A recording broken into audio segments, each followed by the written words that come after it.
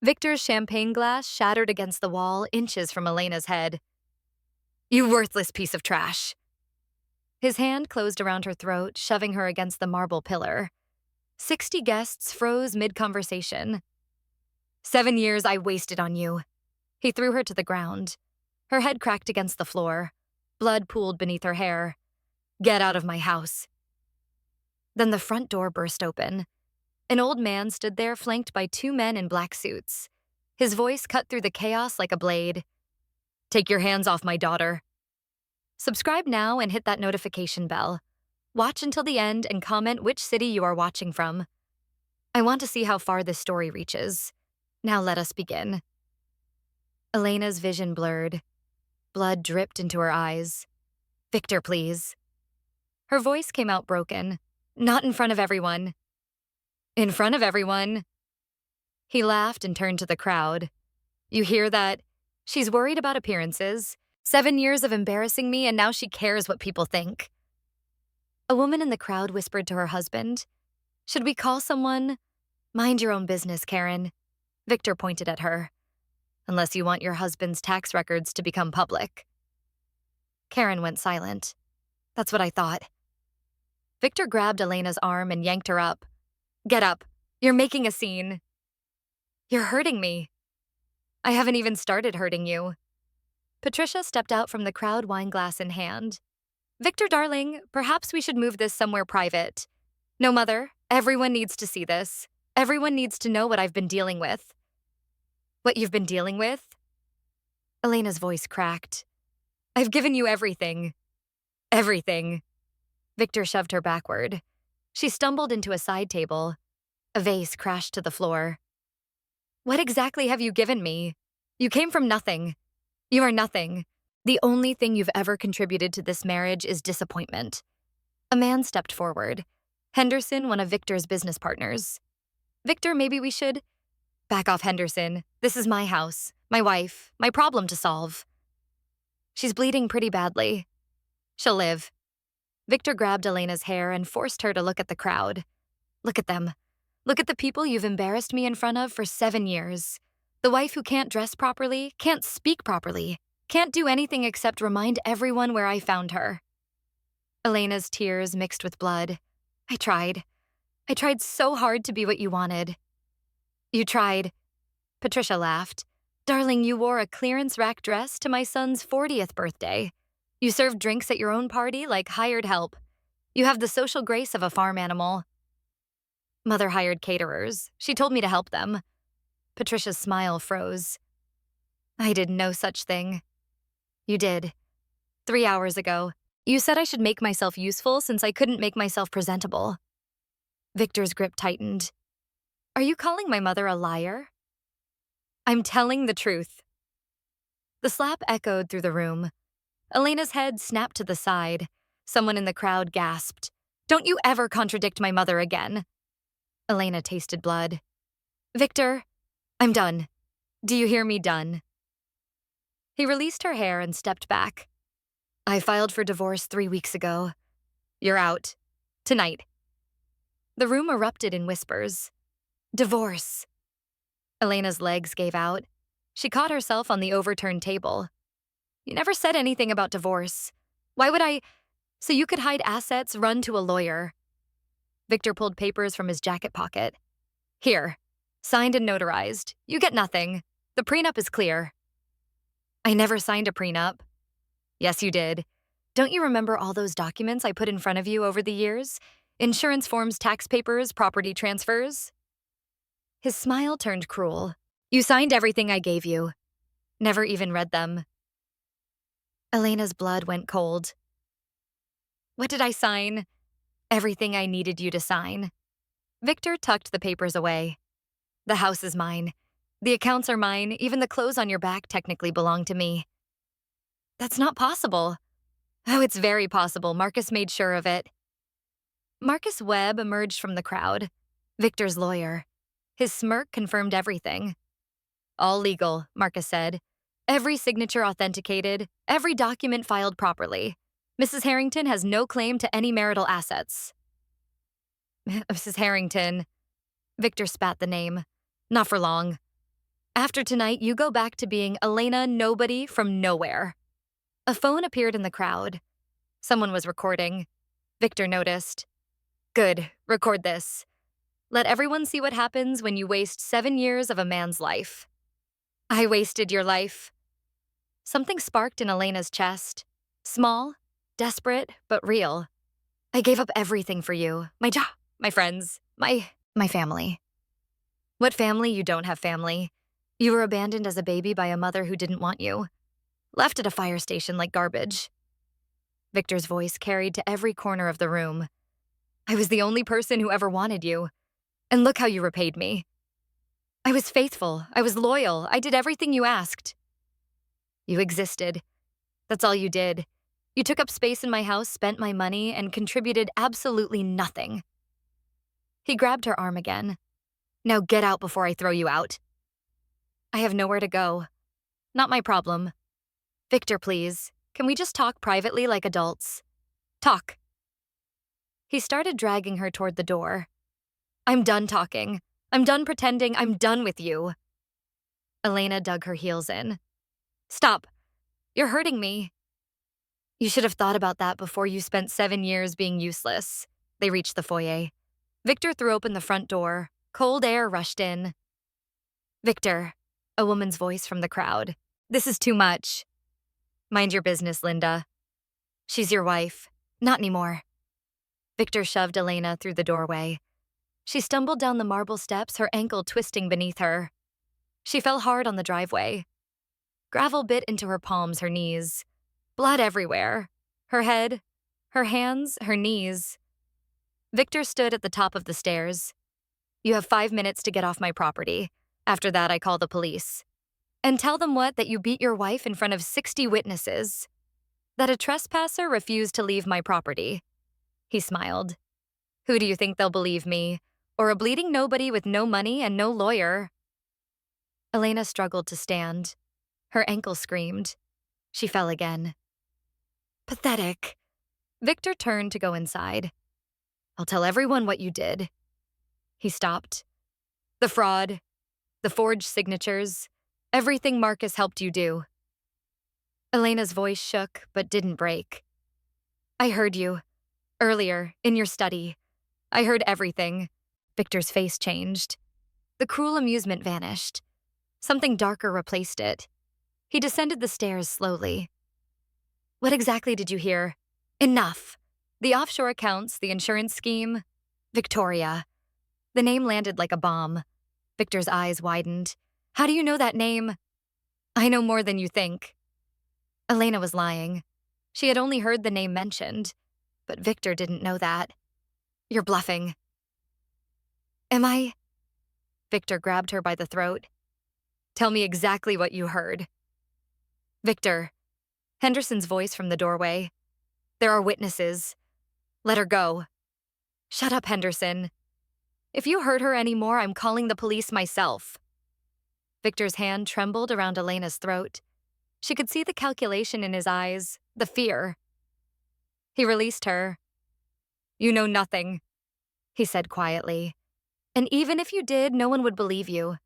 No money, no lawyer, no evidence. He leaned close. You're dead, Elena. Not physically, but everything else dead. He turned and walked back toward the house.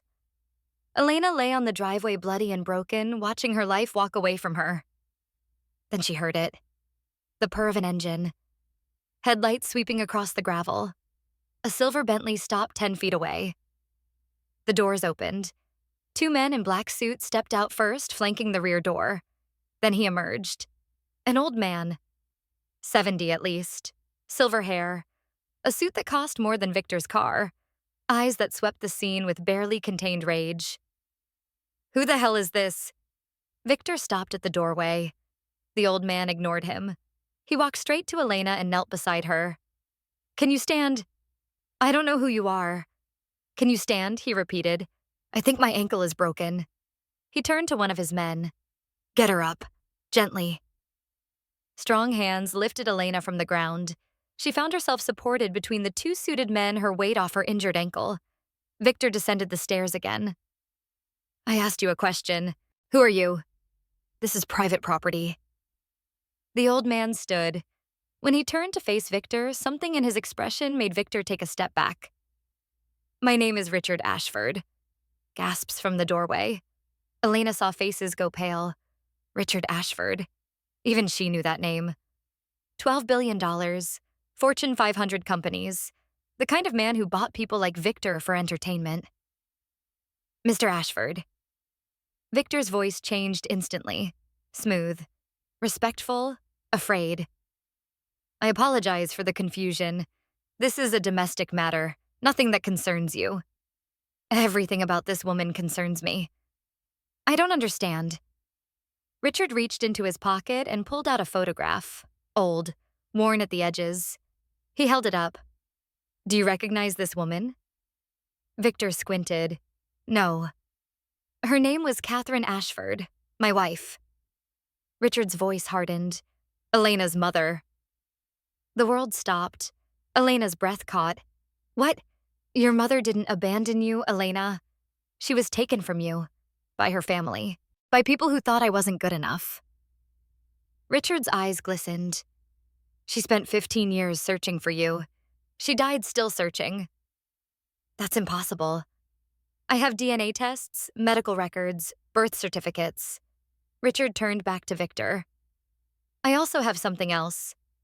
2 months of surveillance on you. Your fraud, your abuse, your Mistress Victoria Chen and the baby she's carrying. Victor's face went white. Oh yes, I know about Victoria. I know about the offshore accounts. I know about every document you forged to steal from your own wife. Richard smiled coldly. Did you know that insurance fraud is a federal crime? I made some calls today. The FBI is very interested in your paperwork. You can't prove anything.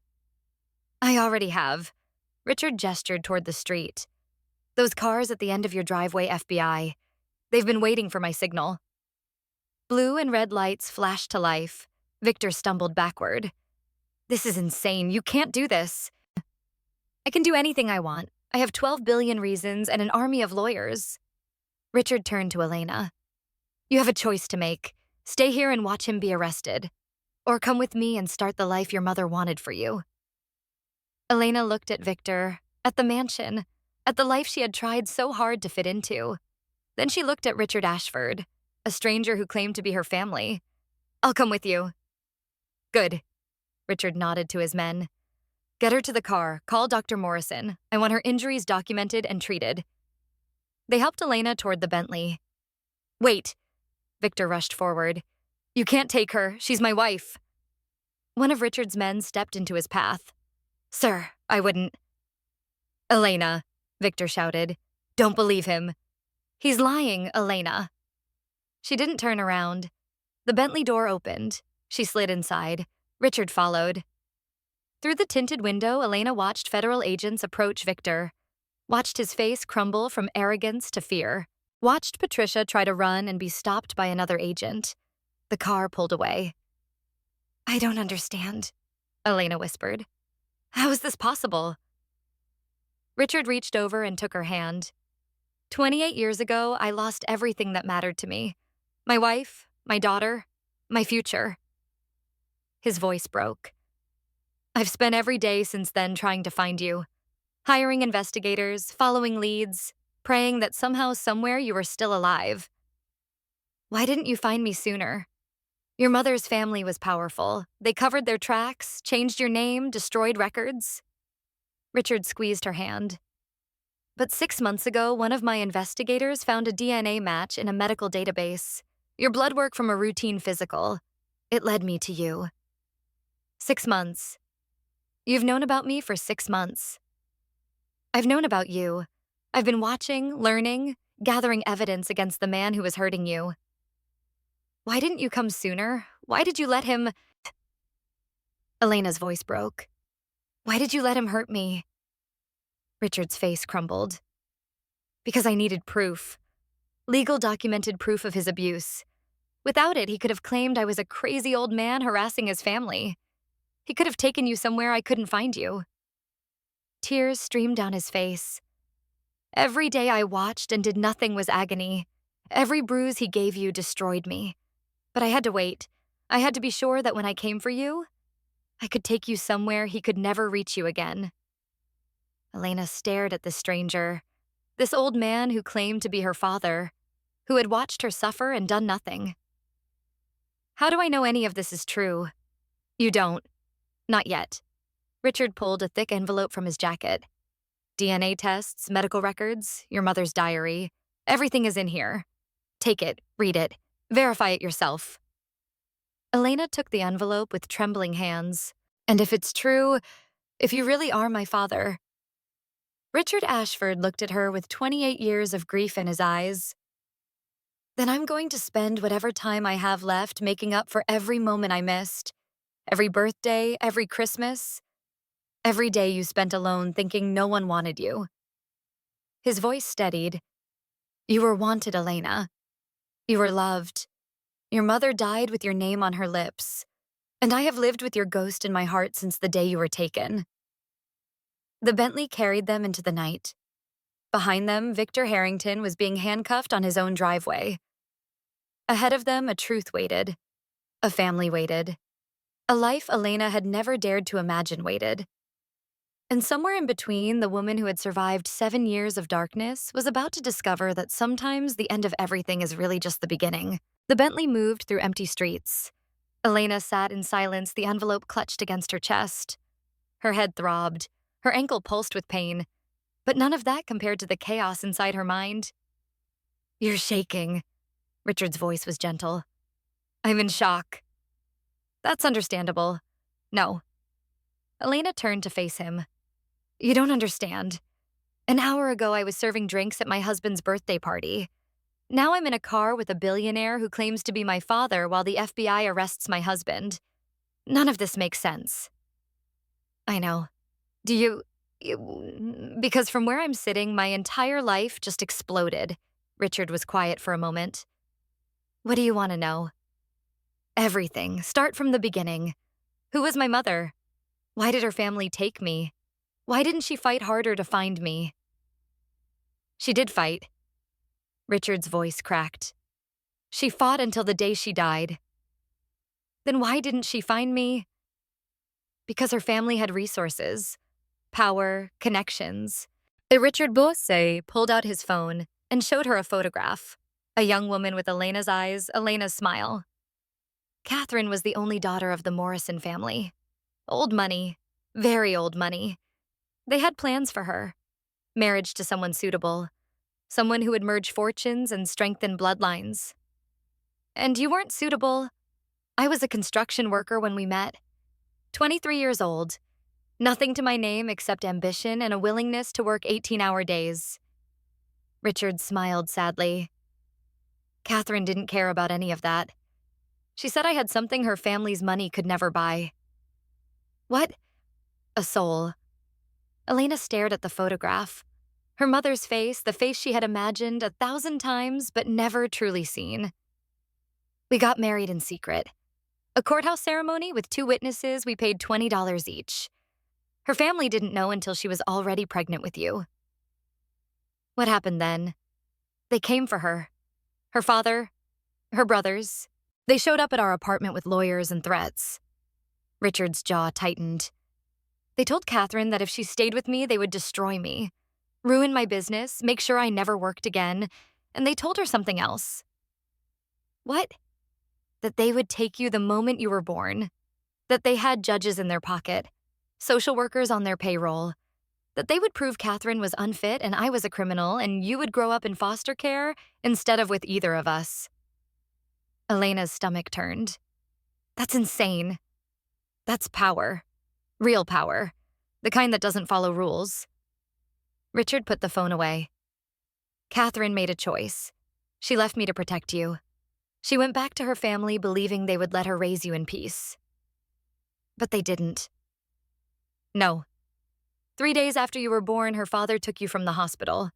Told Catherine you had died from complications. Showed her fake medical records, a fake death certificate. Oh my God. She believed it for 2 years. 2 years of grieving a daughter who was alive. Then she found the truth. How? A nurse. One of the nurses who had been there the night you were born. She was dying of cancer and wanted to clear her conscience. She told Catherine everything, that her father had paid to have you taken, that you had been left at a fire station in Hartford, that you were alive. Elena's tears fell freely now. What did she do? She left her family, came back to me. We spent the next 15 years searching. Richard's voice broke. Every lead, every database, every private investigator we could hire. But her family had covered their tracks too well. They had changed your name, destroyed the records, made you disappear. And then she died. Cancer. The same cancer that killed the nurse who told her the truth. Richard wiped his eyes. She made me promise. On her deathbed, she made me swear I would never stop looking, that I would find you and tell you the truth. That she loved me. That she never stopped loving you. Not for one single day. The car turned onto a long driveway lined with trees. Elena barely noticed. I spent my whole life thinking I was abandoned, thinking my mother threw me away like garbage. I know. I hated her. For 30 years, I hated a woman who loved me. You didn't know. It doesn't matter. Elena's voice rose. I hated her. I told myself stories about what kind of person would abandon a baby. I convinced myself she was a monster. And the whole time she was searching for me, dying for me. And I hated her. Elena, don't. She pulled away from him. Don't tell me it's okay. Don't tell me it's not my fault. I need a minute. I need to process this. Richard nodded. Take all the time you need. The car stopped. Elena looked up and saw a mansion that made Victor's house look like a cottage. Stone walls, ivy climbing toward the roof, windows glowing with warm light. Is this your house?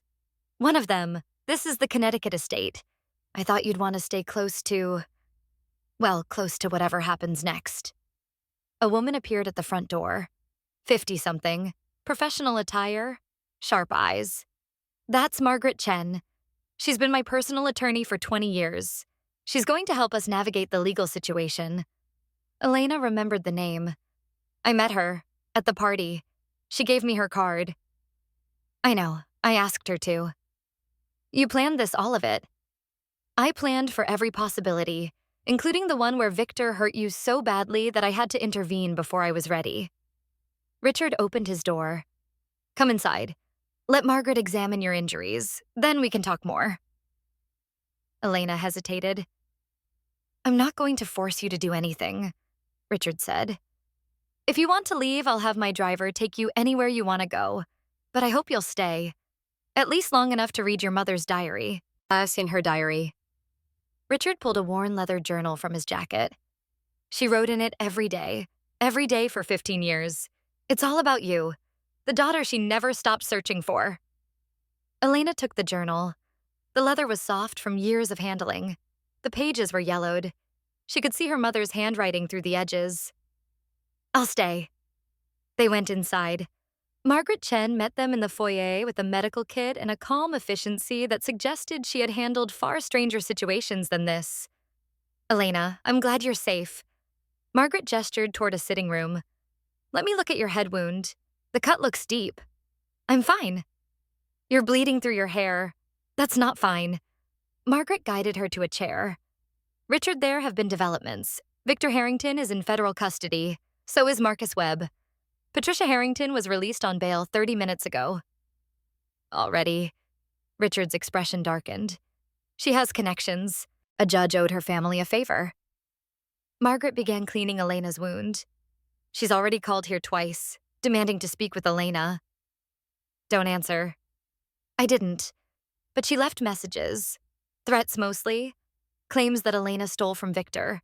That this whole situation is a misunderstanding. Elena winced as Margaret applied antiseptic. She's lying. Of course she's lying, but she's also dangerous. Margaret met Elena's eyes. Patricia Harrington has spent 40 years protecting her son. She's not going to stop now just because he's in handcuffs.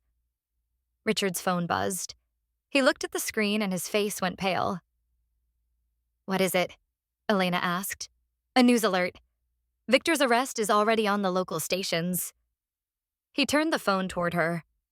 A photograph of Victor in handcuffs filled the screen. The headline read, "Real estate mogul arrested for fraud and domestic abuse." Good. Elena's voice was cold. Let everyone see what he really is. There's more. Seb's Richard scrolled down. They're naming you as the victim. Your photograph is everywhere. Elena's stomach dropped. The photo was from Victor's website, a company event 2 years ago. She looked happy. She looked like a woman who loved her husband. This is going to be a circus, Margaret said. Media, lawyers, people coming out of nowhere claiming to know you. She finished bandaging Elena's head. You need to be prepared. Prepared for what? For Victor to fight back. He's not going to accept this quietly. He's going to attack your credibility, claim you were complicit in his schemes, try to drag you down with him. I didn't know anything about the fraud. It doesn't matter what you knew. It matters what he can make people believe. Margaret stood. Richard, we need to discuss strategy. Tonight. Can it wait until morning? Elena needs rest. No, it can't. Margaret's phone buzzed. She looked at it and her expression hardened. Victor just released a statement from jail. He's claiming Elena was having an affair, that she conspired with Richard to destroy him. That's insane. Elena tried to stand, but her ankle gave out. I've never met Richard before tonight. We know that, but the public doesn't. Margaret showed her the phone. Victor's statement was already trending. He's saying you seduced Richard Ashford months ago, that this whole situation is a gold-digging scheme. Elena's blood boiled. He's lying. Of course he's lying, but lies spread faster than truth. Margaret turned to Richard. We need to get ahead of this. Tonight. Richard nodded slowly. What do you recommend? A press conference. Tomorrow morning. We present the DNA evidence, the timeline, the proof that Elena had no idea who you were until tonight. No. Elena's voice was firm. I'm not doing a press conference. Elena. I spent 7 years being controlled by one man. I'm not going to let another man control my narrative. She looked at Richard. Even if he is my father? Richard held up his hands. I'm not trying to control you. Then let me handle this my way. And what way is that? Elena was silent for a moment. Then she picked up her mother's journal. I need to read this first. I need to understand who I am before I can tell anyone else. Margaret opened her mouth to argue, but Richard stopped her. Give her tonight. We can discuss strategy in the morning. Richard, every hour we wait. I said give her tonight. His voice left no room for argument. Elena has been through enough. She deserves one night of peace. Margaret sighed. Fine, but we talk first thing tomorrow. And Elena, she handed her a business card. If anyone contacts you, anyone at all, don't respond. Call me first. Elena took the card. Thank you. Margaret left. Richard showed Elena to a guest suite on the second floor. The room was larger than Victor's entire first floor. Is this okay? It's overwhelming. I know. Everything about tonight is overwhelming. Richard paused at the door. I'm just down the hall if you need anything. And Elena, yes. I'm not Victor. I'm not going to hurt you or control you or make you feel small. His eyes glistened. I've waited 28 years for this moment. I can wait a little longer for you to trust me. He closed the door softly. Elena stood alone in the massive room, her mother's journal in her hands. She sat on the bed, opened the first page, and began to read. My darling daughter. Today is your first birthday. You would be 1 year old. You would be walking, maybe, saying your first words, reaching for me with tiny hands. But you're not here. They tell me you're dead. They show me papers and records and a tiny grave with no headstone. I don't believe them. A mother knows, a mother feels, and I feel you. Somewhere out there, you're alive. You're breathing. You're waiting for me. I will find you. If it takes the rest of my life, I will find you. Happy birthday, my angel. I love you. Mom. Elena's tears blurred the words. She turned the page. Entry after entry. Year after year. her mother's handwriting growing shakier as time passed. The hope never fading, the love never dying. She read for hours through the night, through the dawn, and somewhere in those pages, Elena began to understand. She had never been abandoned. She had been stolen. And the woman who gave her life had spent every remaining breath trying to get her back. A knock on the door startled her. She looked up. Sunlight streamed through the windows. Morning had come without her noticing. "Elena," Margaret's voice. "We have a situation." Elena opened the door. Margaret's face was grim. "What happened?" "Patricia Harrington is downstairs. She's demanding to see you." "How did she get in?" "She didn't. She's at the gate. But she's threatening to call the police. She claims you stole property from Victor's house, family heirlooms, jewelry." "I didn't take anything. I left with nothing." "She has photographs, items she claims are missing. She's saying you took them when you left." Elena's hands clenched. "She's lying." "I know. But she has a police officer with her. He wants to search your belongings." Richard appeared behind Margaret. His face was dark with anger. "She can't do this. It's harassment." "It's also leverage." Margaret's voice was calm. "She knows she can't win legally, but she can make Elena's life hell. Delay proceedings, create doubt, turn public opinion. Then we fight back." "How?" Elena spoke quietly. "Let her in." Both Richard and Margaret stared at her. "What?" "Let her in. Let her search my things. I have nothing to hide." Elena stood straighter. "I've spent 7 years being afraid of that family. 7 years letting them control me. It ends now." "Elena, you don't have to." "Yes, I do." She met Richard's eyes. "You said you're not Victor. Prove it. Let me handle this my way." Richard hesitated, then he nodded. "Bring her in." 5 minutes later, Patricia Harrington swept into the foyer like she owned the place. A uniformed police officer followed behind her, looking uncomfortable. "Elena?" Patricia's smile was poisonous.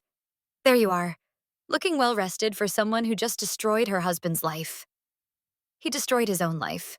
Did he?" "Because from where I'm standing, this looks like a very elaborate setup." Patricia circled her slowly. "Poor little waitress seduces elderly billionaire, gets him to frame her wealthy husband, inherits everything while Victor rots in prison. That's not what happened." "Isn't it? Then explain the DNA test. Explain how Richard Ashford just happened to discover you were his long-lost daughter right when Victor was about to divorce you." "He's been searching for me for 28 years. "How convenient." Patricia turned to the officer. "You see what I mean?" She has an answer for everything. It's almost rehearsed. The officer cleared his throat. "Mrs. Harrington, I'm just here about the missing items." "Of course. The items." Patricia pulled out her phone. "These are the pieces Elena stole when she fled my son's home. A diamond bracelet, emerald earrings, a pearl necklace that belonged to my mother." Elena looked at the photographs. "I've never seen any of these things." "You wore the bracelet to the Hartford Gala last year." "No, I didn't. Victor never let me wear expensive jewelry. He said I'd lose it." "She's lying." Patricia's voice sharpened. "Search her belongings. You'll find everything." The officer looked at Elena. "Ma'am, do I have your permission to search?" "Yes. Search everything. Search the entire house if you want." Elena crossed her arms. "You won't find anything because I didn't take anything." The search took an hour. The officer went through Elena's purse, her pockets, the guest room, every space she might have accessed. He found nothing. Patricia's face grew redder with each empty room. She must have hidden them, given them to someone. "There's nothing here, Mrs. Harrington." The officer closed his notebook. "I can't arrest someone for theft when there's no evidence of theft. This is ridiculous. She's clearly Mrs. Harrington." Richard stepped forward. "I've been patient. I've allowed you into my home. I've let you accuse my daughter of crimes she didn't commit. But my patience has limits." "Your daughter?" Patricia laughed. "Please, this whole paternity story is obviously fabricated." "Is it?" Richard handed the officer a folder. "DNA tests from 3 separate laboratories.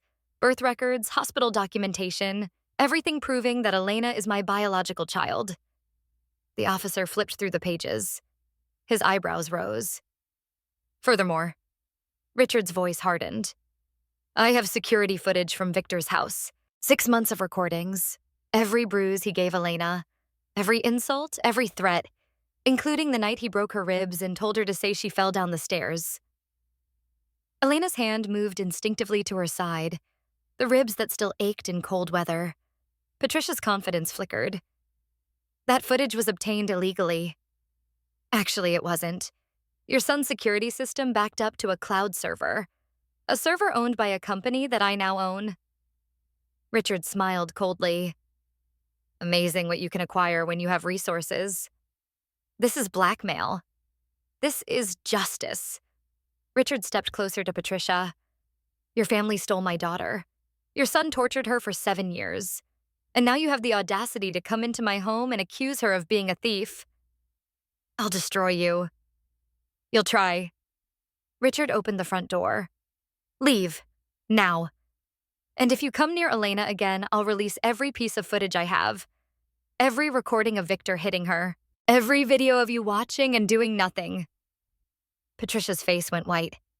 You wouldn't. Test me. For a long moment, nobody moved.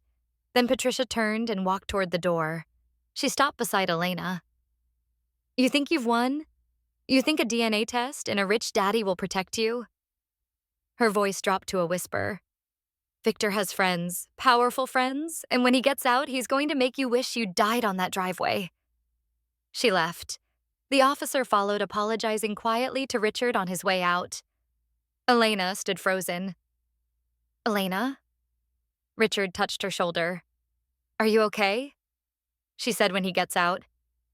He's facing federal charges. He's not getting out for a long time. But eventually he will. And when he does...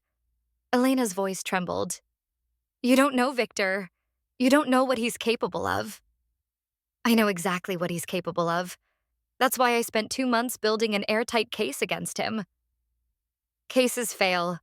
People get acquitted. Witnesses disappear. Elena. I've lived with that man for 7 years. I know the look in his eyes when he wants to hurt someone. And right now, wherever he is, he's thinking about how to hurt me. Richard took her hands. I won't let that happen. You can't promise that. No, I can't. His grip tightened. But I can promise you this. For the first time in your life, you're not alone. You have resources, you have lawyers, you have security, you have me. I don't know how to trust that. I know.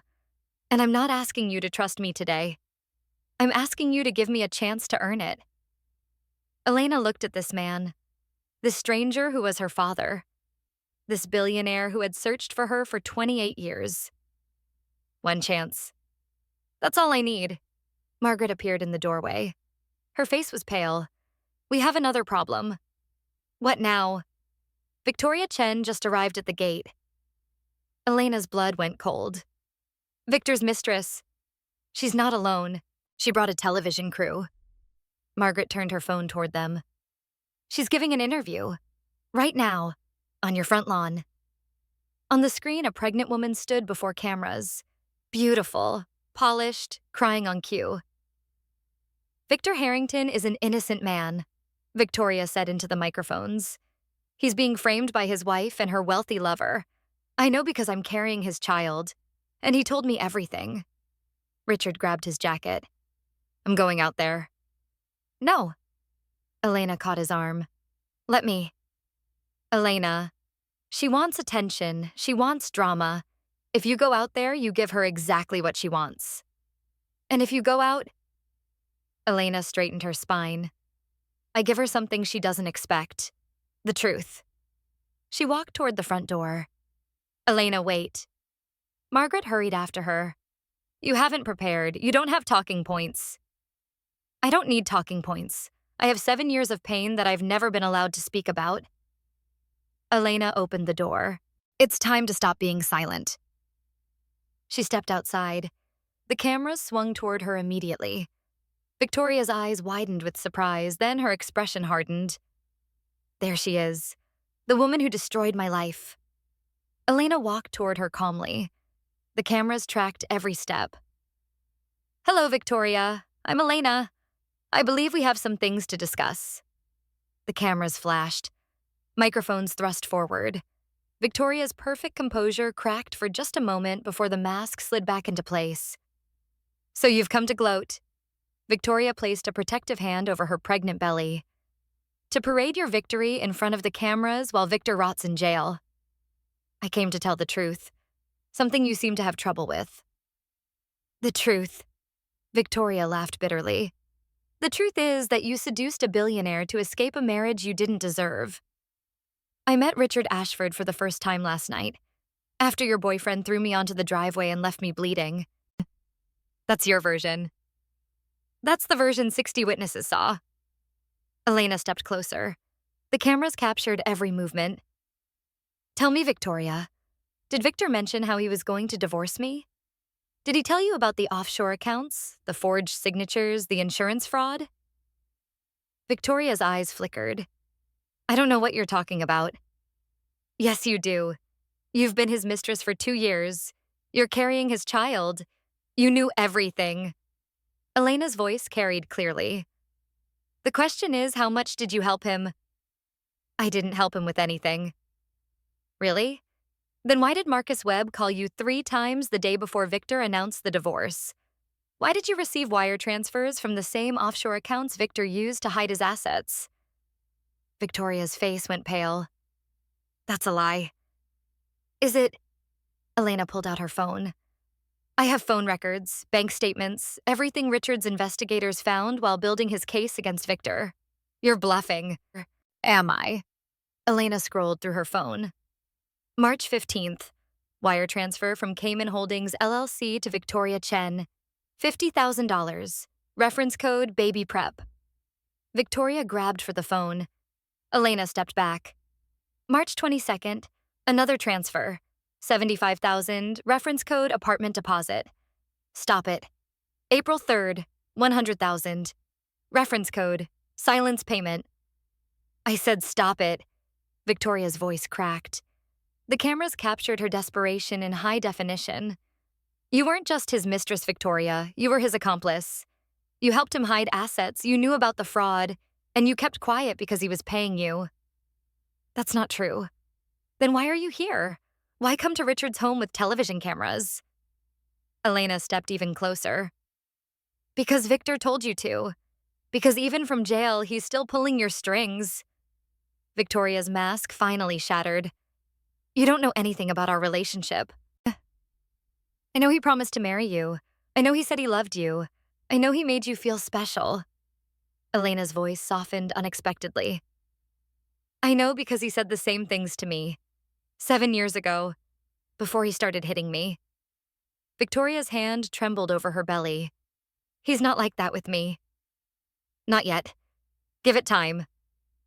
Elena looked directly into the cameras. Victor Harrington is a master manipulator. He finds vulnerable women. He makes them feel chosen. Then he isolates them, controls them, breaks them down until they believe they deserve the abuse. He never abused you. He broke 3 of my ribs last Christmas. He told everyone I fell down the stairs. Elena pulled up her shirt, revealing faded bruises on her side. These are from 2 weeks ago, when I dropped a glass of wine on his carpet. Gasps from the camera crews. Victoria stared at the bruises. Her face crumbled. He said you were crazy. He said you made things up for attention. Of course he did. That's what abusers do. They rewrite reality until you don't know what's true anymore. I don't believe you. You don't have to believe me. Believe the evidence. Believe the FBI. Believe the 60 people who watched him throw me onto the ground. Elena reached out and touched Victoria's arm. Or don't believe any of it. Walk away. Go back to him when he gets out of prison. And pray to God he doesn't do to you what he did to me. Victoria jerked away. This is a trick. You're trying to manipulate me. I'm trying to save you. Me? Victoria laughed wildly. You're the one who needs saving. Victor has friends everywhere. Judges, politicians, police? You think a DNA test and a rich daddy will protect you? No, I think the truth will protect me. The truth. Victoria's eyes hardened. You want the truth? Here's the truth. Victor told me everything. About the prenup you signed, about the documents, about how you agreed to all of it because you were desperate and greedy and willing to do anything to keep living in that house. I didn't know what I was signing. You didn't want to know. You were happy to play the victim while Victor paid for everything. I was his prisoner. You were his meal ticket. And when a richer man came along, you jumped ship without a second thought. Elena slapped her. The sound echoed across the lawn. Victoria stumbled backward, her hand flying to her cheek. The cameras caught every frame. Elena! Richard's voice from behind her. But Elena didn't turn around. 7 years. Her voice shook with rage. 7 years I survived that man. 7 years of being hit, being humiliated, being told I was worthless, and you stand here pregnant with his child and tell me I was the one using him. Victoria's eyes blazed. You just assaulted me on camera. Sue me. I will. Good. Then we can talk about everything in court. The money Victor paid you, the fraud you helped cover up, the lies you're telling right now. You're crazy. Maybe I am. Maybe 7 years of abuse made me crazy. Elena stepped back. But at least I'm free. Can you say the same? Richard appeared at Elena's side. That's enough. Both of you. Stay out of this, Victoria pointed at him. This is between me and your fake daughter. My daughter is not fake. And this conversation is over. It's over when I say it's over. No. Richard's voice turned cold. It's over now. Unless you want me to share what else my investigators found. Victoria froze. What are you talking about? The photographs, Victoria. The ones Victor kept. The ones of you and his business partner, Marcus. From before you and Victor were together. All color drained from Victoria's face. That's right. Victor knew about your past with Marcus. He used it to control you, didn't he? Threatened to expose you if you didn't cooperate. Shut up. He does that. Finds people's weaknesses. Exploits them. Richard's expression didn't change. You're not his lover. You're his victim, just like Elena was. Victoria's composure finally collapsed. Tears streamed down her face. You don't understand. I didn't have a choice. There's always a choice. Not when he has everything. Not when he knows everything. Victoria's voice broke. He said if I didn't do what he wanted, he'd destroy me. He'd make sure no one ever hired me again. He'd tell everyone about Marcus. And the baby? Victoria's hand moved to her stomach. Her face crumpled. He told me to get pregnant. He said it would look better in court. A devoted father forced to leave his abusive wife. Elena felt sick. The baby was planned. Everything was planned. The affair, the pregnancy, this press conference. Victoria gestured at the cameras. He called me from jail last night. Told me exactly what to say. Promised me if I played my part, he'd marry me when this was over. And you believed him. I had to believe him. He's the father of my child. Elena stared at this woman. This beautiful broken woman who had been used just as thoroughly as she had. Turn off the cameras. Victoria blinked. What? Tell them to turn off the cameras. Why? Because what I'm about to say isn't for the public. It's for you. Victoria hesitated. Then she turned to the camera crew. We're done. Turn them off. The lights went dark. The microphones lowered. Elena moved closer. I hated you. When I found out about the affair, I hated you more than I've ever hated anyone. I thought you were the reason my marriage fell apart. I was? No, you weren't. Elena took a breath. My marriage was never real. Victor chose me because I was vulnerable. He chose you for the same reason.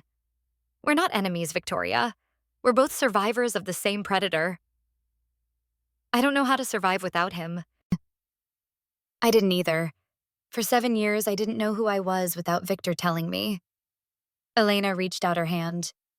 But I'm learning. And you can too. Victoria stared at her hand. Why are you being nice to me? I came here to destroy you. Because someone was nice to me when I needed it most. A stranger who believed I deserved better. Elena glanced back at Richard. And because I know what it's like to feel trapped, to think there's no way out. Victoria's tears fell harder. He's going to kill me. When he finds out I talked to you, he's going to kill me. Not if we stop him first. How he has lawyers, money, people who owe him favors. We have something better. Elena squeezed her hand. We have the truth, and each other. Victoria looked at her for a long moment. Then she collapsed into Elena's arms, sobbing. I'm so sorry. I'm so sorry for everything. I know. I didn't want to hurt you. He made me. He made me do all of it. I know. They stood there, two women united by the man who had destroyed them both. Richard waited at a respectful distance. Margaret stood beside him, her phone recording everything. Finally, Victoria pulled back. What do I do now? Come inside, talk to Margaret, tell her everything. If I do that, I'll be admitting to crimes, the fraud, the money transfers. You'll also be helping to put Victor away for good. The prosecutors will want your testimony. They might offer a deal.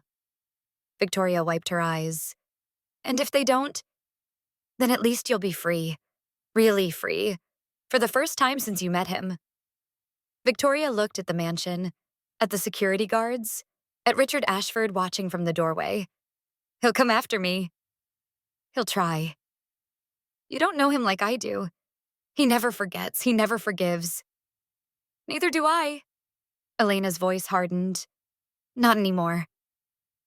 She led Victoria toward the house. The camera crews packed up their equipment, disappointed by the anticlimax. They had come for a catfight. They got a surrender. Inside, Margaret took over.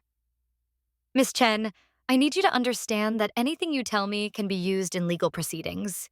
You have the right to your own attorney. I don't have an attorney. We can provide one.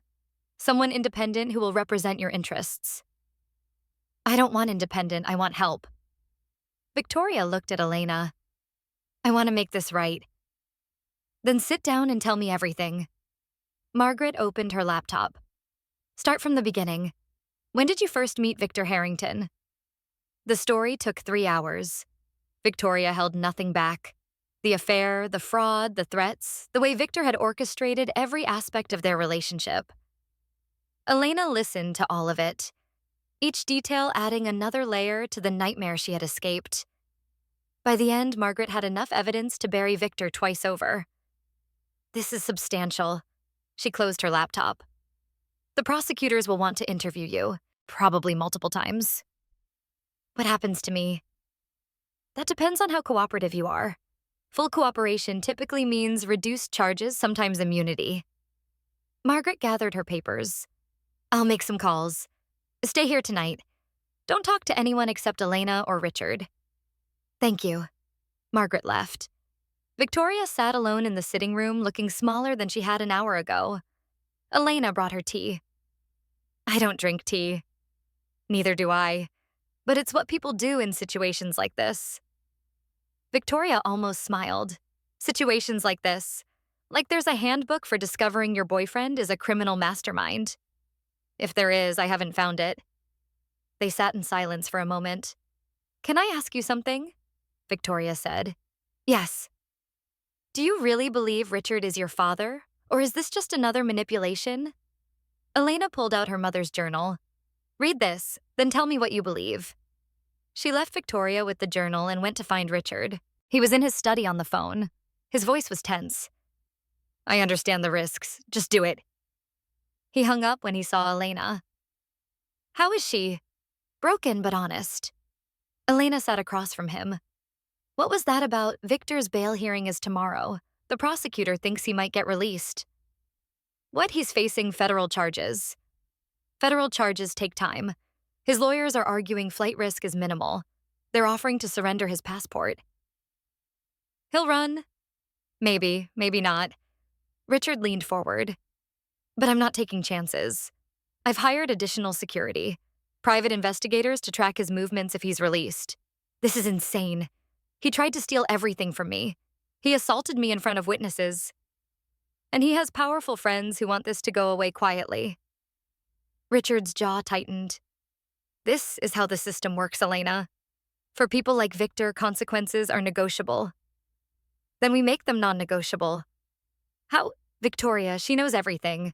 Every account, every transaction, every person Victor bribed. She's already agreed to cooperate. Not just cooperate, testify. Publicly. Before the bail hearing. Richard studied her. That's risky. Victor's lawyers will tear her apart. Let them try. She's pregnant with his child and she's terrified of him. No jury is going to side with Victor after hearing her story. This isn't a jury trial, it's a bail hearing. But it's a public hearing. With cameras. With reporters. Elena stood. I spent 7 years being silenced. I'm done being quiet. And I think Victoria is too. Richard was silent for a long moment. You've changed. In the last 24 hours, you've changed. I found out who I am. That changes a person. It's more than that. You're not the woman Victor threw onto the driveway. No, I'm not. Elena met his eyes. I'm the woman who's going to make sure he never hurts anyone again. Richard smiled. It was the first real smile she had seen from him. Your mother would be proud. I hope so. His phone buzzed. He looked at the screen and his expression changed. What is it? Patricia. She's posted bail, she's been released. That was fast. Too fast. Richard typed rapidly. She's up to something. I can feel it. What can she do? I don't know. But Patricia has survived 40 years in high society by being 2 steps ahead of everyone else. He looked up. Be careful, Elena. Victor is dangerous, but Patricia is smart. And smart is worse. I'm not afraid of her. You should be. A scream from the sitting room. Elena ran. Richard followed. They found Victoria standing by the window, her face white with terror. What happened? Elena demanded. Victoria pointed outside. A black SUV was parked at the end of the driveway. Its headlights off, its windows dark. It's been there for 10 minutes, just sitting there. Richard pulled out his phone. Security. We have a vehicle at the north gate. I need identification immediately. Seconds passed. Then his security team's voice crackled through. Sir, the vehicle is registered to Patricia Harrington. Victoria gasped. She's watching us. Elena felt ice in her veins. She's letting us know she's watching. What do we do? Victoria grabbed Elena's arm. If she finds out I talked, if Victor finds out, they'll what? Richard's voice was steel. This is my property, my security, my rules. He spoke into the phone again. Escort Mrs. Harrington off the premises. If she resists, call the police. They watched through the window as security vehicles approached the SUV. Flashlights illuminated the interior. Patricia sat in the back seat alone. Her expression was calm, almost amused. She rolled down the window and spoke to the security guard. They couldn't hear what she said, but the guard's posture stiffened. Then Patricia looked directly at the window where Elena stood. She smiled, blew a kiss, and the SUV drove away. What was that? Victoria's voice shook. A message. Elena's fists clenched. She wants us to know she's not going anywhere. We need to call the police. And tell them what? That a woman parked on a public road. Richard shook his head. Patricia is too smart for that. She didn't break any laws. She didn't threaten anyone. She just reminded us that she exists. This is harassment. This is strategy. Elena turned away from the window. She's trying to scare Victoria, scare me, make us second-guess everything. Is it working? Elena looked at Victoria, saw the terror in her eyes. No. She took Victoria's hands. Listen to me. Patricia wants us afraid. She wants us silent. That's how they win. That's how they've always won. She squeezed tighter. But we're not going to be silent anymore. Tomorrow we go to the prosecutor. We tell them everything, and we make sure Victor never gets bail. What if it doesn't work? Then we try something else. And something else after that. Elena's voice hardened. I spent 7 years letting Victor decide my fate. That's over. From now on, I decide. We decide. Victoria stared at her. How are you so strong after everything he did to you? I'm not strong. I'm angry. Elena released her hands. And anger is a kind of strength when you use it right. Richard's phone buzzed again. He answered, listened, and his face went gray. What? Elena asked. He lowered the phone slowly. Victor's bail hearing has been moved up. It's happening in 4 hours. 4 hours? That's impossible. Not impossible, just expensive. Richard's voice was hollow. Someone pulled strings, someone with a lot of influence. Patricia. Almost certainly.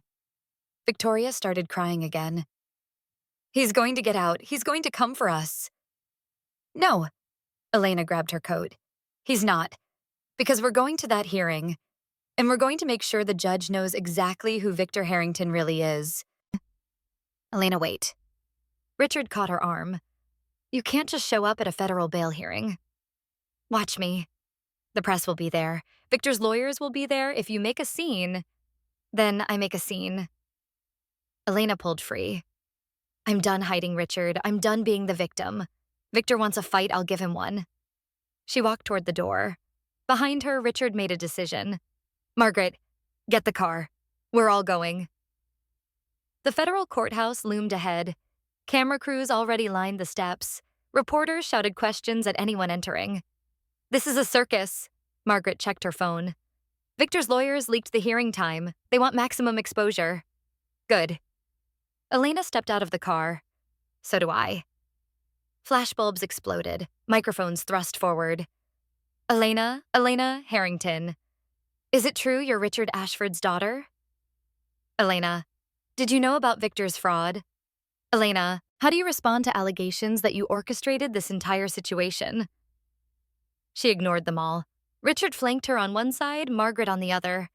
Victoria trailed behind her head, down her hand covering her face. Inside security directed them to the 3rd floor. The hallway outside the courtroom was packed. Lawyers in expensive suits, reporters with press badges, spectators hoping for drama. And at the center of it all, Patricia Harrington. She spotted Elena immediately. Her smile was ice. How lovely! The whole circus has arrived. Mrs. Harrington. Margaret stepped forward. I suggest you maintain distance from my clients. Your clients? Patricia laughed. One is a gold digger and the other is a pregnant mistress. Quite the legal dream team. Better than defending a wife-beater and a fraud. My son is innocent. Your son is going to prison. Elena moved past her. And if you're not careful, you'll join him. Patricia grabbed her arm. You think you've won? You think one night with a billionaire erases where you came from? Her grip tightened. You're still that pathetic waitress Victor scraped off the floor. No amount of money will change that. Let go of me. Or what? You'll slap me like you slapped Victoria. Patricia's voice dropped to a whisper. I have copies of that footage. Every news station in the country will have it by tonight. Then they'll also see what came before. Victoria admitting that Victor forced her to lie. That you've been covering for him for years. Patricia's eyes flickered. You're bluffing. Try me. They stared at each other. Neither blinked. Mrs. Harrington. A bailiff appeared. The hearing is starting. All parties need to be seated. Patricia released Elena's arms slowly. This isn't over. No, it's not. They entered the courtroom. Victor sat at the defense table. He wore a suit, his hair was combed, his expression was calm. As if this was a business meeting, not a federal hearing.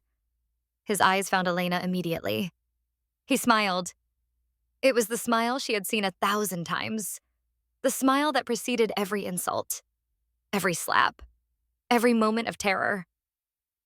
But this time, Elena didn't look away. She stared back.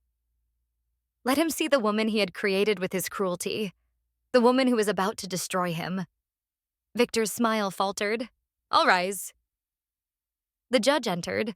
Federal Judge Catherine Morrison, 60 years old, famously tough, famously fair. Be seated. She opened a file. This is a bail hearing for Victor James Harrington charged with wire fraud, insurance, fraud, tax evasion, and domestic assault. Mr. Harrington, you understand the charges against you. Victor stood. Yes, Your Honor. And how do you plead? Not guilty to all charges. Murmurs from the gallery. Very well. Judge Morrison turned to the prosecution. Mr. Davis, your argument for remand? The prosecutor stood. Young, sharp, hungry. Your Honor, the defendant poses a significant flight risk. He has access to substantial offshore assets, multiple international properties, and the financial means to disappear indefinitely. Furthermore, we have evidence that he poses a direct threat to witnesses in this case. What evidence? Testimony from Victoria Chen, the defendant's mistress. She will confirm that Mr. Harrington threatened her with physical harm if she cooperated with investigators. We also have documented evidence of the defendant's history of domestic violence against his wife. Objection. Victor's lawyer rose. Mrs. Harrington is not a reliable witness. She has clear financial motivation to Ms. Harrington. The prosecutor interrupted. Elena Harrington filed for divorce.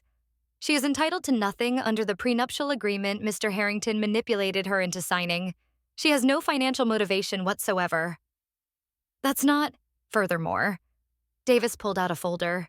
We have medical records documenting injuries consistent with prolonged domestic abuse, X-rays showing healed fractures, hospital reports that were altered at Mr. Harrington's request. Objection. These records were obtained through legal subpoena. Davis handed the folder to the judge. Everything is properly documented, Your Honor. Judge Morrison examined the records. Her expression hardened. Mr. Harrington, these injuries are extensive. My wife was clumsy, Your Honor. Victor's voice was smooth, practiced.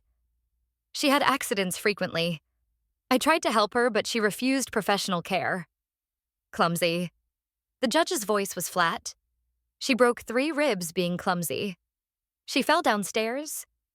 And the fractured wrist, a car door. And the cracked orbital bone. Victor hesitated, just for a moment. I don't recall that injury, Your Honor. I do. Elena stood. The courtroom erupted. Order. Judge Morrison banged her gavel.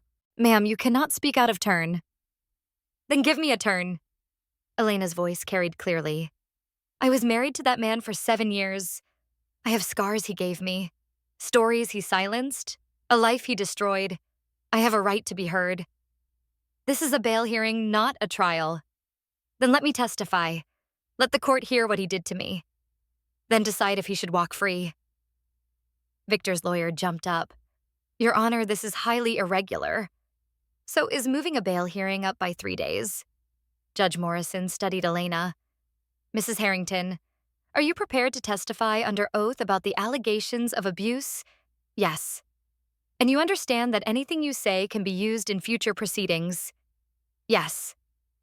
Very well. The judge looked at Victor's lawyer. Any objections, counselor? Numerous objections, Your Honor. My client has a right to... Your client has a right to due process. So does his alleged victim. Judge Morrison gestured to the witness stand. Mrs. Harrington, you have 5 minutes. Elena walked to the stand. She could feel every eye in the room. The reporters, the lawyers, the cameras. Victor. She sat down, placed her hands flat on the rail, looked directly at the man who had tormented her. The first time Victor hit me was 3 months after our wedding. I had burned dinner. He slapped me so hard I saw stars. Then he apologized, brought me flowers, told me it would never happen again. The courtroom was silent. It happened again, and again, and again. He broke my ribs on Christmas Eve because I laughed too loud at a party. He fractured my wrist because I spoke to another man at a business dinner. He cracked my eye socket because I asked him where he had been all night. Objection. Victor's lawyer sounded weak. This is hearsay. I have medical records. Elena pulled papers from her jacket. Hospital visits, doctor's notes, photographs I took after every beating. These were not submitted in discovery. Because I just found them, hidden in a storage unit Victor thought I didn't know about. Elena handed the papers to the bailiff. 12 photographs, 15 medical reports. 7 years of evidence that Victor Harrington systematically abused his wife. Judge Morrison examined the documents. Her face grew darker with each page. Mr. Harrington, would you like to respond to these allegations? Victor stood slowly. His composure cracked slightly around the edges. My wife is mentally unstable, Your Honor. She has a history of self-harm. These injuries were self-inflicted. Self-inflicted? Elena laughed bitterly. I broke my own ribs, fractured my own eye socket. You were disturbed. I tried to get you help. You tried to kill me, gasps from the gallery. On March 15th of this year, Victor held my head underwater in our bathtub for 2 minutes until I passed out. Elena's voice shook, but didn't break. He told me if I ever tried to leave him, he would drown me for real, and everyone would believe it was suicide. Victor's face went white. That's a lie. Is it? Then explain why I have a recorded conversation where you described exactly how you would do it. The courtroom exploded. Order, order. Judge Morrison banged her gavel repeatedly. Mrs. Harrington, do you have this recording? Yes. Elena pulled out her phone. I recorded it 3 days ago, after Victor announced the divorce, but before he knew I was leaving. Your Honor, this is entrapment. Victor's lawyer was sweating. This recording was obtained without consent. Connecticut is a one-party consent state. Margaret stood from the gallery. Mrs. Harrington was a party to the conversation. The recording is admissible. Play it. Judge Morrison's voice left no room for argument. Elena pressed play. Victor's voice filled the courtroom. You think you can leave me? You think anyone would believe a pathetic waitress over me? I would drown you before I let you embarrass me. Hold your head under until you stopped thrashing. Then I'd call 911 crying. Tell them my poor depressed wife finally gave up. Victor, please. Please, what please, don't kill you. Should have thought about that before you decided to grow a spine. I won't tell anyone. I'll sign whatever you want. You'll do exactly what I say, like always. Because you know what happens when you don't. The recording ended. Silence. Victor stared at Elena with pure hatred. That recording is edited, manipulated. I never said those things. Audio forensics will prove otherwise. The prosecutor stood. Your Honor, in light of this evidence, the people request immediate remand without bail. The defendant has demonstrated clear intent to harm witnesses and a documented history of violence. Your Honor, Victor's lawyer started. Save it. Judge Morrison closed the file. Mr. Harrington, I've heard enough. Based on the evidence presented, I find that you pose a significant risk to public safety and a flight risk. Bail is denied. You will be remanded to federal custody pending trial. You can't do this. Victor lunged toward Elena. You lying whore, I'll kill you, Bailiffs tackled him. Handcuffs clicked. Victor screamed obscenities as they dragged him toward the side door. Elena, this isn't over. You hear me? This isn't over. The door slammed shut. Elena sat frozen on the witness stand. Her whole body trembled. 7 years of terror released in a single moment. It was over. He was gone. Richard appeared beside her. Elena, are you okay? I don't know. She looked at her hands. They wouldn't stop shaking. Is it real? Is he really gone? He's gone. You did it. We did it. Victoria approached slowly. Her face was streaked with tears.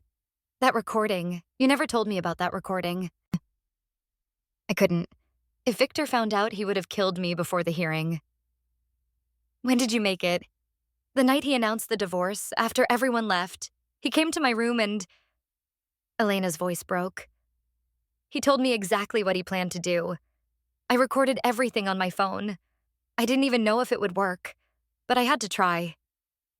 You could have died. I was already dying. Every day with him was another death. Elena stood slowly. At least this way my death might have meant something. The courtroom had emptied. Only their group remained. Judge Morrison approached. Mrs. Harrington, what you did today was extraordinarily brave. I just told the truth. The truth is rarely simple, and it's almost never safe. The judge shook her hand. You've given many women hope today. Women who thought they had no way out. There's always a way out. Sometimes you just have to find it. Judge Morrison nodded and left. Margaret gathered her papers. The press is waiting outside. They want statements. Let them wait. Richard guided Elena toward a side exit. We're going home. They slipped out through the back. Security escorted them to the car. Within minutes, they were moving through the city. Elena leaned her head against the window. What happens now? Trial, probably in 6 months. Margaret flipped through her notes. With the evidence we have, conviction is almost certain. Victor is looking at 15 to 20 years minimum. And Patricia, that's more complicated. She didn't commit any federal crimes directly, but we're building a case for obstruction and witness tampering. She'll fight.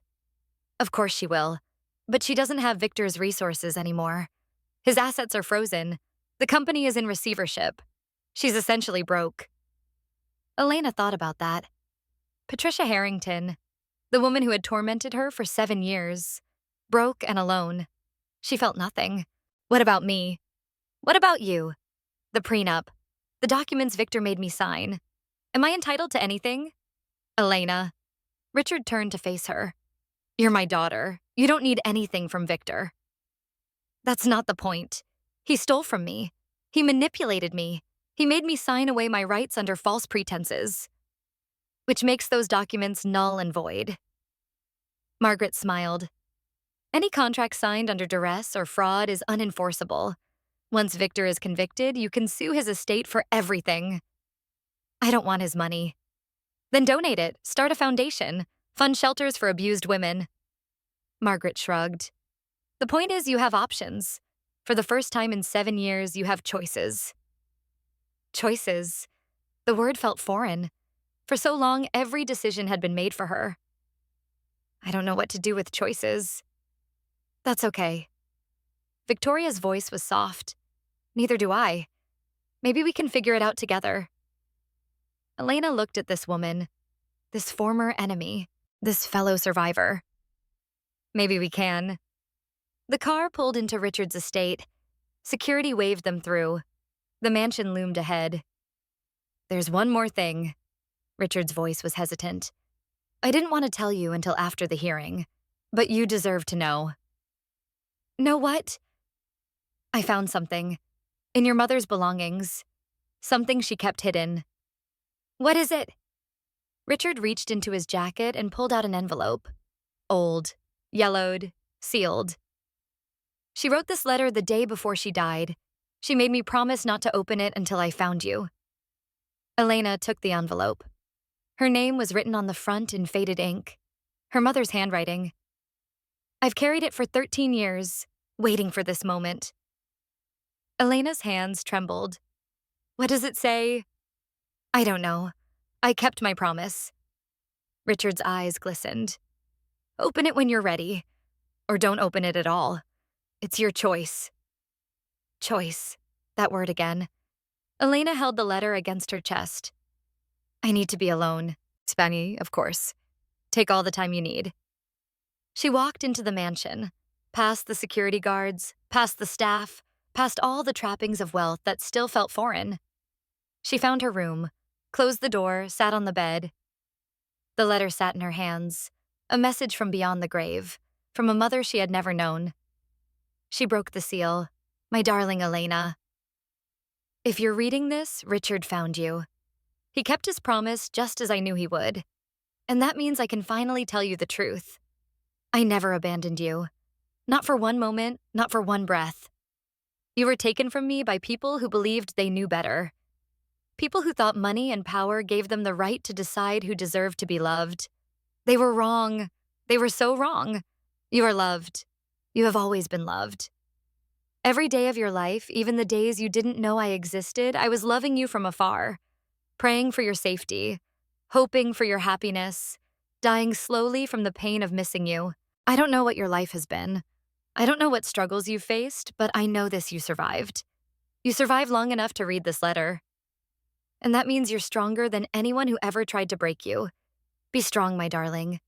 Be brave. Be everything I wished I could have been for you. And know that somewhere, somehow, I am watching. I am proud. I am grateful. I am your mother. And I love you. Forever. Catherine Elena read the letter 3 times. Then she pressed it against her heart and wept. For the mother she never knew. For the years she lost. For the woman she was becoming. She wept until there were no tears left. Then she stood, wiped her eyes, looked at herself in the mirror. A stranger stared back. Not Elena Harrington, not the waitress from Hartford, not the victim, not the survivor. Someone new, someone who had been loved before she could remember, who had been searched for across decades, who had been fought for by people who never gave up. She was Elena Ashford, and she was just beginning. A knock on the door. Elena? Richard's voice. The prosecutor is on the phone. They found something. She opened the door. What kind of something? Victor's safe deposit box, the one he thought was hidden. Richard's face was grim. There were files inside, documents about other women. Other women. You weren't his first wife. You weren't even his second. Richard held out his phone. Victor Harrington has been married 5 times, and 3 of those wives are dead. Elena's blood ran cold. Dead how? 2 suicides, 1 accidental drowning. Richard's voice dropped. Sound familiar? The bathtub. Victor's voice describing exactly how he would drown her. He's done this before. Multiple times, and gotten away with it every time. Until now. Until now. Richard took her hand. The prosecutor wants to add murder charges, but they need more evidence. They need someone who knows where Victor kept his secrets. Elena thought about all the nights she had spent in that house, all the rooms she had cleaned, all the places Victor thought she didn't notice. I know where he kept them. Are you sure? There's a hidden compartment in his study, behind the bookshelf. I found it once years ago. He caught me looking and beat me until I couldn't walk. What was inside? I don't know. He never let me near it again. Elena grabbed her jacket. But I know how to get in. Elena, it's late. The house is probably locked down by police. Then we unlock it. She headed for the door. Victor killed 3 women, maybe more. He almost killed me. If there's evidence in that house, I'm going to find it. Richard followed her. You don't have to do this. Yes, I do. Elena stopped and faced him. Not for me. For them. For the women who died thinking no one would ever know the truth. She walked out into the night. Behind her, Richard smiled. His daughter. His fighter. Catherine would be proud. The mansion stood dark against the night sky. Police tape stretched across the front door. A single patrol car sat in the driveway. This is a crime scene. Margaret pulled up behind them. We can't just walk in. Watch me. Elena stepped out of the car. The officer in the patrol car noticed them immediately. He stepped out, hand on his radio. Ma'am, this property is sealed. No one goes in. I'm Elena Harrington. This was my home. I know who you are. I watched the hearing on television. The officer's expression softened. But I can't let you inside. Orders. Whose orders? Federal prosecutors. They're executing a search warrant tomorrow morning. Tomorrow morning might be too late. Elena stepped closer. Victor has a hidden compartment in his study, behind the bookshelf. There's evidence inside that could prove he murdered 3 women. The officer hesitated. I can't authorize. Then call someone who can. Richard appeared beside Elena. I'm Richard Ashford. I have the prosecutor on speed dial. Do you want me to make the call, or do you want to be the officer who blocked crucial evidence in a murder investigation? The officer stared at them for a long moment. Wait here.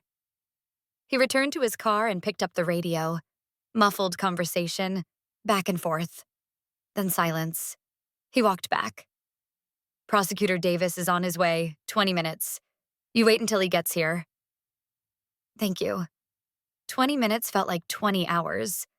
Elena paced beside the car. Richard watched her. You're sure about this?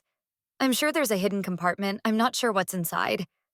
And if it's empty, then at least we tried.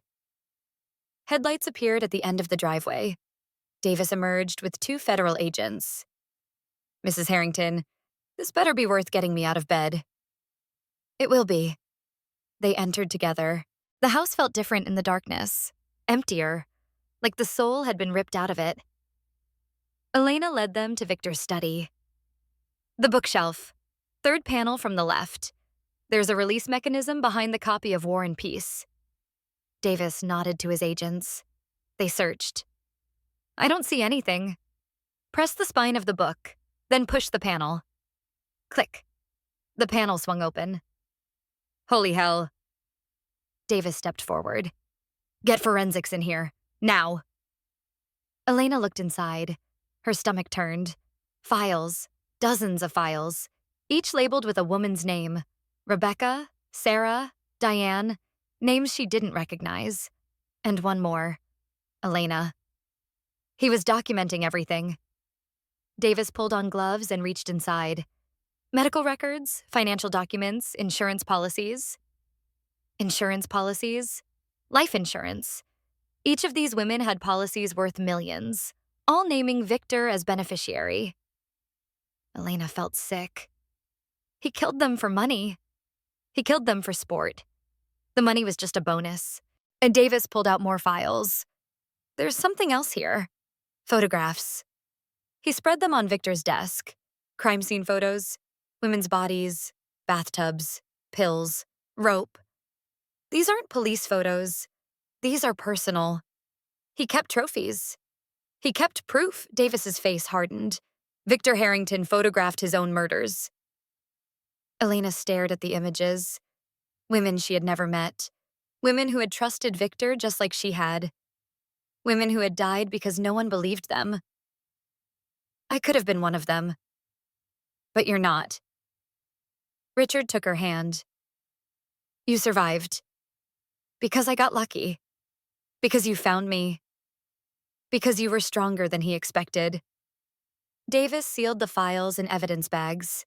Mrs. Harrington, with this evidence, Victor isn't looking at 15 years anymore. He's looking at life. Multiple life sentences. What about his other wives, the ones who survived? We're tracking them down. 2 are still alive. Both changed their names. Both went into hiding after leaving Victor.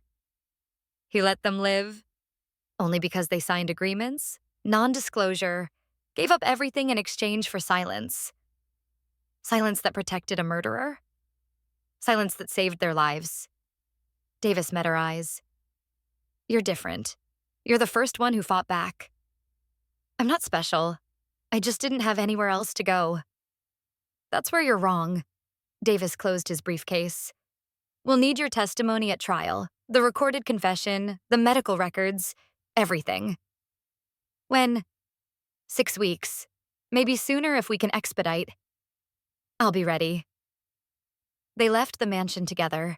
The patrol officers sealed the door behind them. What happens now? Elena asked.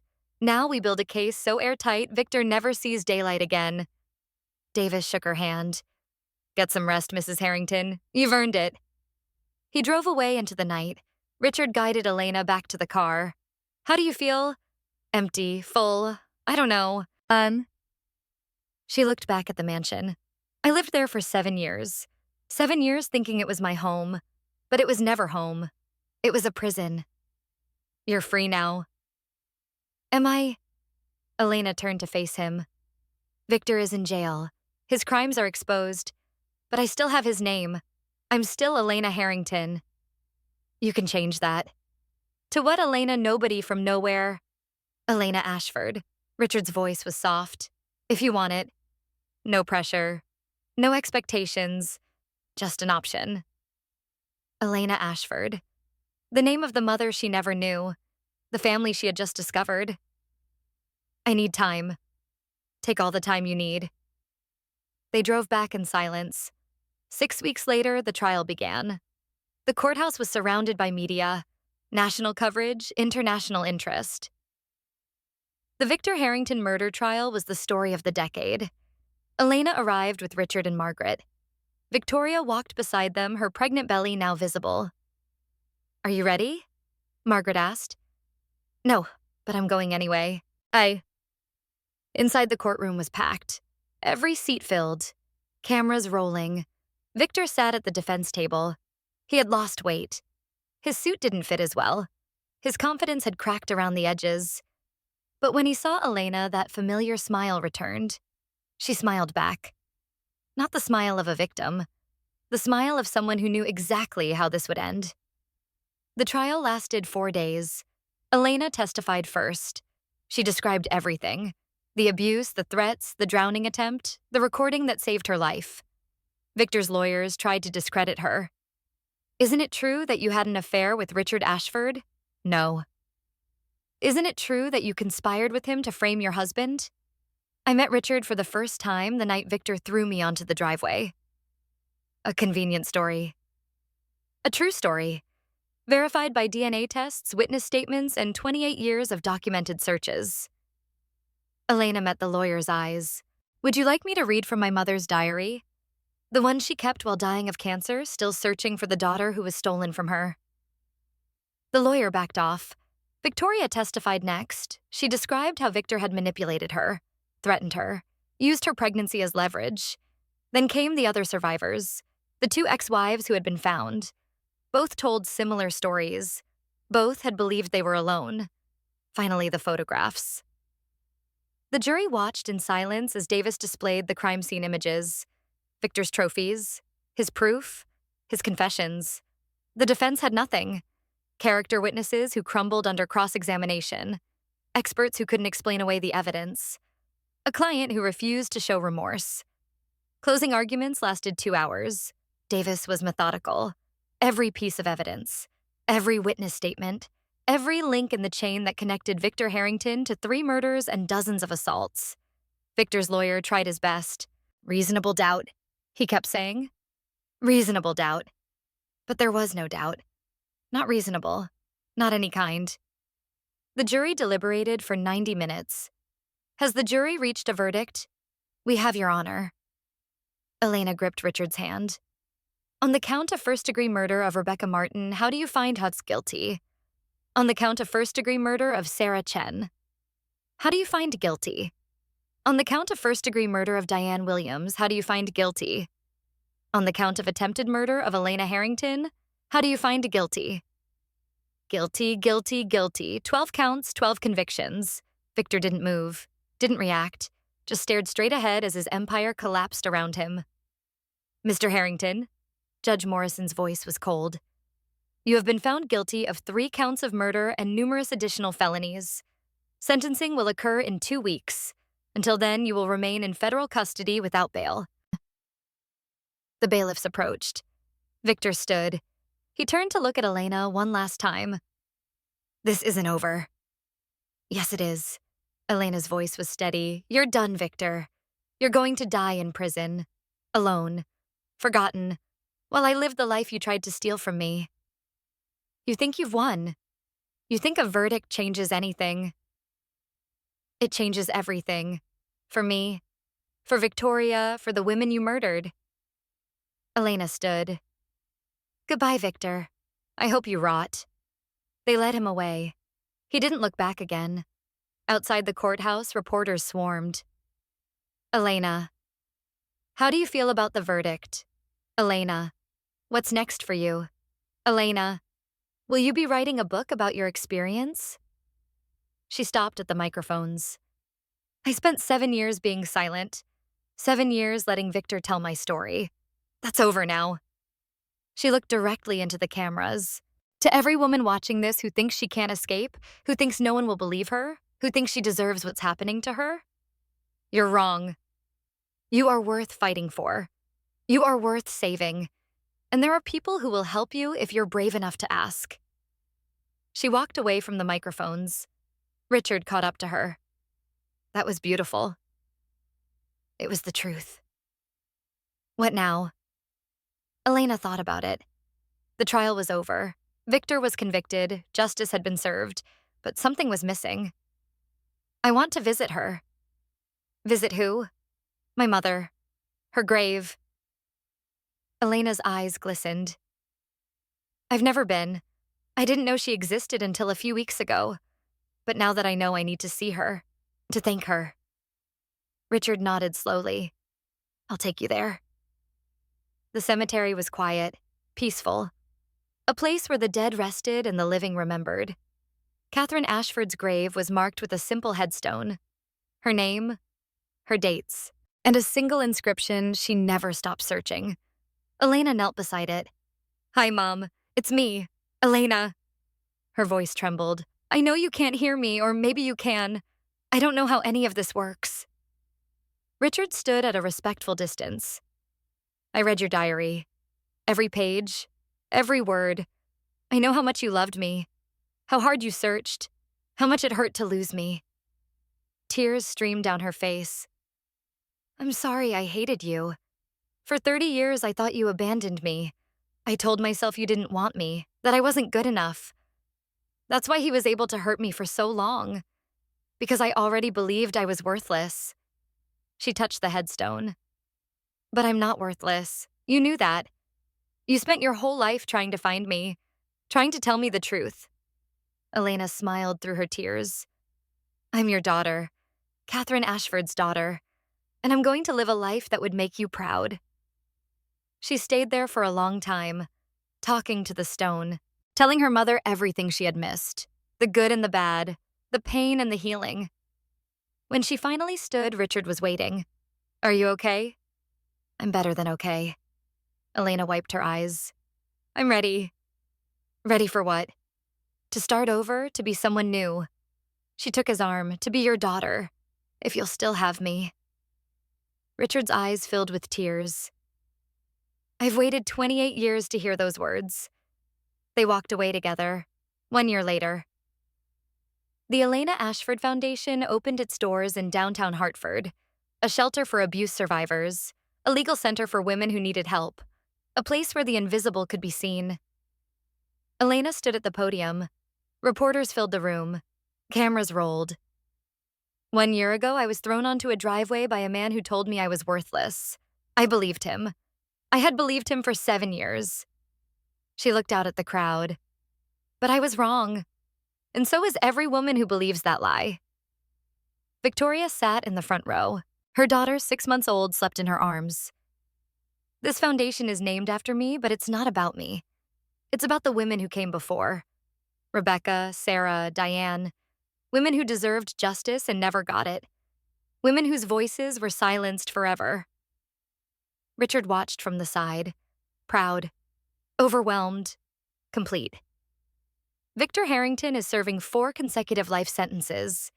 He will die in prison. His mother, Patricia, was convicted of obstruction and is serving 3 years. Marcus Webb received 10 years for conspiracy. Elena's voice hardened. "But punishment isn't enough. Prevention is what matters. Education, resources, support." She stepped out from behind the podium. "If you're watching this and you're trapped, know that there's a way out. If you're watching this and you know someone who's trapped, help them find it. And if you're watching this and you're the one doing the trapping, know that we see you. We're coming for you. And we won't stop until every survivor has their day in court." Applause filled the room. Elena smiled. A real smile. The first one in longer than she could remember. After the ceremony, she found Victoria in the garden. "She's beautiful." Elena looked at the baby. "What did you name her?" "Catherine." Victoria's eyes glistened. "After your mother, the woman who never gave up." Elena couldn't speak. She just reached out and touched the baby's tiny hand.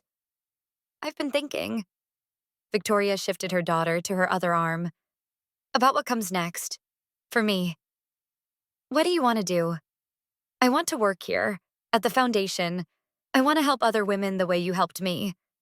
"You don't have to do that." "I know. That's why I want to." Victoria met her eyes. "I was his accomplice, even if I didn't know it, even if I was manipulated. I helped him hurt you. I need to make that right." Elena considered it. "It won't be easy. The women who come here, they've been through hell. Some of them won't trust you." "I'll earn their trust, the same way you earned mine." "Then welcome to the team." They hugged. 2 women who had started as enemies, who had become survivors, who were now family. Richard found them a few minutes later.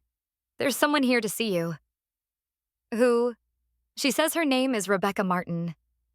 Elena froze. "Rebecca Martin is dead. Victor killed her."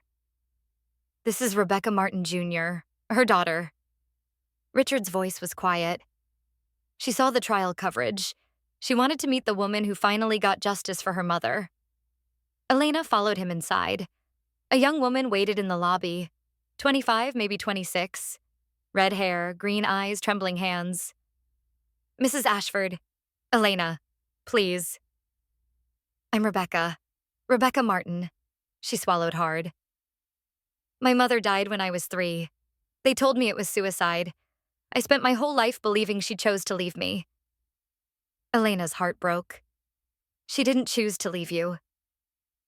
I know that now. Rebecca's voice cracked. Because of you. Because you didn't give up. Because you fought when everyone else stayed silent. I'm so sorry about your mother. I'm not here for apologies. I'm here to say thank you. Rebecca took Elena's hands. You gave me my mother back. Not her life, but her truth, her memory, the knowledge that she loved me, that she didn't abandon me. I know what that feels like. I know you do. I read about your story, about Catherine. Rebecca squeezed her hands. We're the same, aren't we, daughters who thought we were abandoned, who spent our lives believing lies? We're the same, but we're not alone anymore. They stood there in silence, two strangers connected by tragedy, by loss, by the man who had destroyed their families, and by the truth that had finally set them free. That night, Elena stood on the balcony of her apartment. Richard's guest house had become her permanent home, not because she couldn't afford her own place, but because for the first time in her life she had found somewhere she belonged. The city lights sparkled below. Her phone buzzed. A text from Margaret. Sentencing hearing tomorrow. Victor's lawyers requested mercy. Judge Morrison denied them. Life without parole confirmed. Elena smiled. Not because Victor was suffering. Revenge had lost its appeal months ago. Because it was finally completely over. She looked at the photograph on her nightstand. Catherine Ashford. Her mother. The woman who had searched for her across decades. I made it, Mom. I'm okay. The wind carried her words into the night. Somewhere she hoped her mother could hear them. The next morning, Elena woke early. She made coffee, watched the sunrise, read her mother's diary one more time. Then she did something she had never done before. She wrote. Not a letter, not a report, a story. Her story. From the beginning. The waitress who married a monster. The wife who survived the unsurvivable. The daughter who discovered her true family. The woman who built something from the ashes of her destruction. She wrote for hours, days, weeks. When she finished, she had 500 pages. Margaret read it first. This needs to be published. I didn't write it for publication. I know. That's why it's so good. Margaret set down the manuscript. This could help thousands of women, millions. It could change how people think about domestic violence. Or it could re-traumatize me, put my pain on display for entertainment. Or it could save lives. Margaret met her eyes. That's your choice to make. But whatever you decide, know that what you've written matters. It matters so much. Elena thought about it for a long time.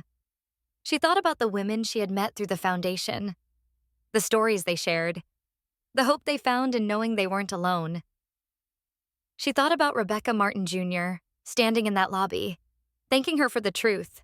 She thought about Victoria, working beside her every day, building something meaningful from the wreckage of their shared nightmare. She thought about her mother, writing in her diary every day for 15 years, never giving up, never letting go. I'll publish it. Really? On one condition, all proceeds go to the foundation, every cent. Margaret smiled. I'll call the publisher. 6 months later, The Invisible Wife hit bookstores nationwide. It debuted at #1. It stayed there for 47 weeks. Elena did interviews, talk shows, speaking engagements. She told her story over and over until it became armor instead of wounds. And everywhere she went, women approached her. In airports, in restaurants, on the street. You saved my life. I left him because of your book. My daughter is safe because of you. Each story strengthened her. Each survivor reminded her why she had fought so hard. On the 1-year anniversary of the book's publication, Elena returned to the cemetery. She knelt beside her mother's grave. "I did it, Mom. I took our pain and turned it into something beautiful." She placed flowers on the headstone. "The foundation has helped 3,000 women this year. The book has reached millions. Victor's victims have been honored. Their families have found peace." She touched the inscription. She never stopped searching. Neither did I, and I never will. Elena stood, brushed off her knees, looked up at the sky. "I'm Elena Ashford, daughter of Catherine, survivor of Victor, builder of hope." She smiled. "And this is just the beginning." She walked away from the grave, toward the car where Richard waited, toward the life she had built from nothing. Behind her, the wind stirred the flowers she had left, and somewhere, somehow, a mother smiled. Her daughter was home. Her daughter was whole. Her daughter was finally beautifully, unstoppably free. Thank you for watching this story until the end. If it touched your heart, please like and subscribe. Share this video with someone who needs to know they are not alone. Comment below and tell me your thoughts. And remember, no matter how dark things seem, there is always a way out. There is always hope. There is always someone who believes you deserve better. Because you do, you always did, and you always will.